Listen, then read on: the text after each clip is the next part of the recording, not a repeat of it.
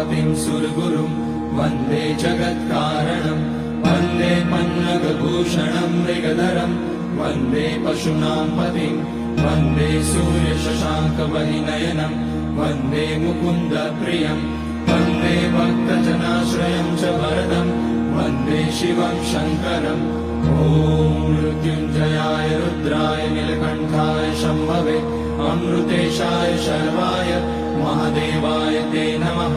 नमस्तेऽस्तु भगवन् विश्वेश्वराय महादेवाय त्र्यम्बकाय त्रिपुरान्तकाय त्रिकाग्निकालाय कालाग्निरुद्राय नीलकण्ठाय मृत्युञ्जयाय सर्वेश्वराय सदाशिवाय श्रीमान् महादेवाय नमः।